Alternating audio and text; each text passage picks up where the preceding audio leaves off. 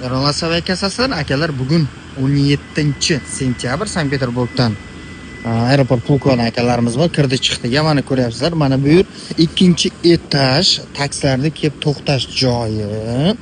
Mana bu yoqda ikkinchi vixit, bu tarafda birinchi vixit kirib ketish. Ko'ryapsizlar akalar. Ko'pincha faqat постоянно shu ikkinchi vixitdan kirishga harakat qilingizlar. Chunki birinchi vixitda doimo militsiya bor akalar, militsiya bor. Mana shu yerda.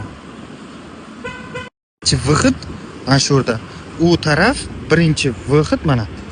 Mana bu taraf birinchi vixit. Men hozir ikkinchi vixitga kelyapman. Agar вообще uchinoy qilib bo'lsa, to'g'ridan kirib ketsalaringiz bo'ladi. Punkt. Ya'ni punkt yerda biz bagaj bor, o'sha yerdan kirib ketasiz. Bagajlaringiz bo'lsa, iloji boricha liftdan birinchi etajga inasizlar, chunki 3-etajdagi bagaj topshiradigan joyda постоянно militsiya bo'ladi, постоянно. Biz hozir ruchnoy qilib o'tadigan joy, mana shu yerdan o'tamiz. Mana shu yerdan.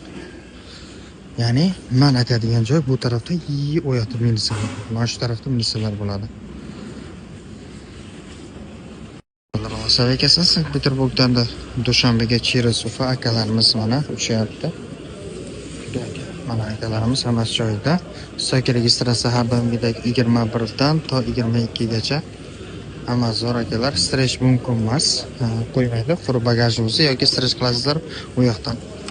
Akalar, Rolasavay kasasidan murojaat qilib berasiz. Akalar, Peresadga Dushanbega Qo'rg'ontepaga ketyapti hozir.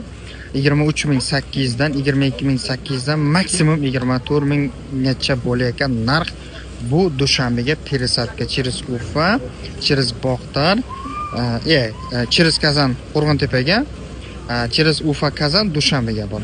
Peresadkalarimiz hozir 30.000 dan baland past shunday bo'lib turibdi. Rolasavay kasasiga murojaat qilaverasizlar, bezak bo'lsangiz shu biz o'tkazib qo'yamiz.